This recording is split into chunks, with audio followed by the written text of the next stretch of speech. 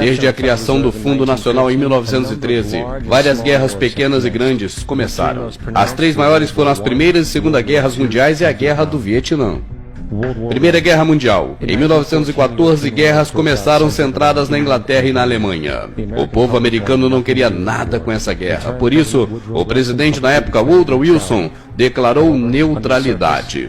No entanto, por baixo dos panos, ele e sua administração na época buscavam uma desculpa qualquer para tomar parte na guerra. Observações feitas pelo secretário de Estado William Jennings dizia que os maiores bancários estavam muito interessados na Guerra Mundial pela oportunidade que oferecia de obter enormes lucros. É importante entender que a coisa mais lucrativa que pode acontecer para banqueiros internacionais é a guerra, já que força os países a tomar ainda mais empréstimo do Fundo Nacional com juros.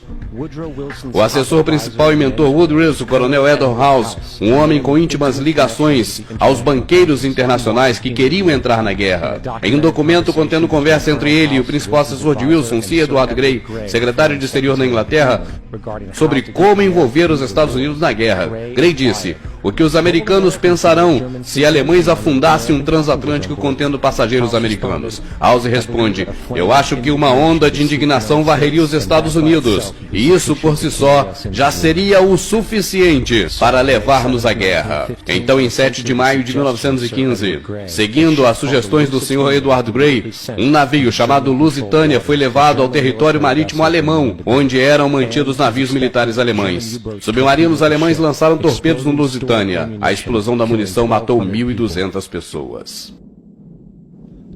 Para entender melhor a natureza dessa armação, a embaixada alemã pôs avisos no New York Times que alertavam a população para não embarcar no Lusitânia por haver risco de ataque, já que seu destino era a Inglaterra, passando pela zona de guerra.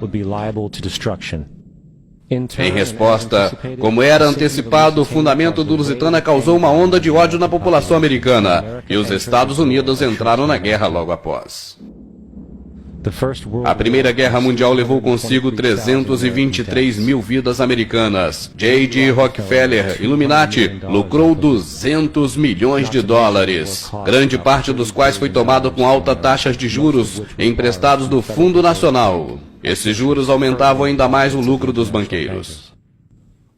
Segunda Guerra Mundial. Em 7 de dezembro de 1941, o Japão atacou a frota americana em Pearl Harbor, e isso causou a entrada dos Estados Unidos da América naquela guerra. O presidente Franklin Roosevelt declarou que o ataque foi um dia que será lembrado para sempre como infame.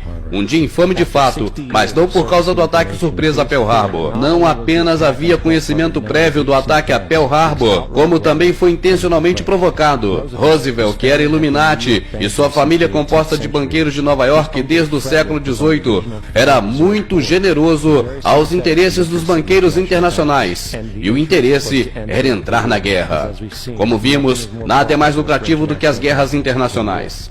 Retirada do diário oficial do secretário de guerra de Roosevelt, chamado Hin Sumner, datado de 25 de novembro de 1941, uma conversa entre Roosevelt. A pergunta é como deveria manipular o Japão a disparar o primeiro tiro. Nos meses que se seguiram ao ataque de Pearl Harbor, Roosevelt havia feito tudo o que podia em seu poder para enfurecer os japoneses e levá-los a uma postura agressiva. Ele suspendeu todas as importações de petróleo americano, congelou todos os ativos circulantes japoneses nos Estados Unidos, fez empréstimos públicos aos chineses e forneceu ajuda militar aos britânicos, ambos inimigos dos japoneses na guerra. Exatamente 3 dias antes do ataque, a inteligência australiana informou Roosevelt de que havia uma operação militar japonesa em direção a Pearl Harbor.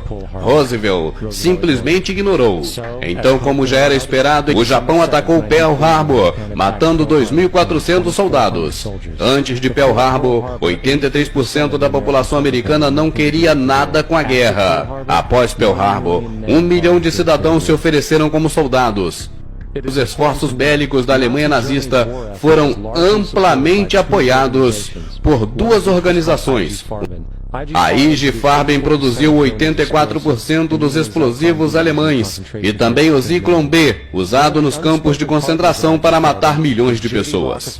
Um dos parceiros secretos de IG Farben era a empresa de petróleo de J.D. Rockefeller, Illuminati, e a empresa Standard Oil. O bombardeamento drástico de Londres pela Alemanha nazista, por exemplo, só foi possível com uma venda de 20 milhões de combustível pela Standard Oil, empresa de Rockefeller, para a ID Farben. Vale a pena lembrar também outra organização traidora, a Union Bank Corporation. Ela não apenas financiou vários aspectos da ascensão de Hitler ao poder, ela era também lavanderia para dinheiro nazista, que foi exposta eventualmente por guardar bilhões de dólares nazistas em seus cofres. A Union Bank Corporation foi eventualmente confiscada por violação do ato de comercialização com o inimigo. Adivinhe quem era o diretor e vice-presidente da empresa? Prescott Bush, avô de W.B. Bush e pai de George Bush. Tenha em mente, além disso, considerar a moral e a posição política que desempenha a família Bush nos Estados Unidos. Vietnã. A declaração oficial da guerra contra o Vietnã, feita pelos Estados Unidos, veio a partir de um suposto incidente envolvendo o ataque de 2 destroyers americanos por barcos PT norte-vietnamitas no Golfo de Tonkin. Apenas isso foi o pretexto cataclísmico para a mobilização de gigantescas tropas de um enorme aparato de guerra. Um problema, no entanto, o ataque dos destroyers americanos por barcos PT vietnamitas jamais ocorreu. Foi um evento totalmente encenado para servir de desculpa para aquela guerra. O ex-secretário de Defesa Robert McNamara declarou anos depois que o incidente de Tonkin foi um erro, enquanto vários outros membros internos se pronunciavam revelando que foi tudo uma farsa. Declarada a guerra, voltemos aos negócios. O presidente Lyndon Johnson suspendeu as restrições comerciais ao bloco soviético. Por consequência, a empresa financeira de Rockefeller financiou fábricas da União Soviética, usadas para a fabricação do equipamento fornecido aos vietnamitas. No entanto, o financiamento de ambos os lados deste conflito é apenas um lado da moeda. Em 1985, as regras de ação na Guerra do Vietnã foram classificadas como segredo. Declarava o que era e que não era permitido fazer às tropas americanas. Incluía absurdos como o sistema antiaéreo de mísseis vietnamita não poderia ser bombardeado até que esteja em total operação. Alvos estratégicos críticos só poderiam ser atacados com a devida autorização feita por militares da alta patente.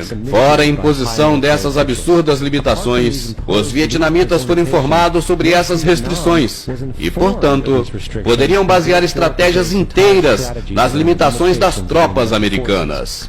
Foi por isso que a guerra durou tanto tempo. E a conclusão é essa: os Estados Unidos nunca quis ganhar a guerra do Vietnã, apenas mantê-la viva. Essa guerra, por lucros, resultou na morte de 58 mil americanos e 3 milhões de vietnamitas.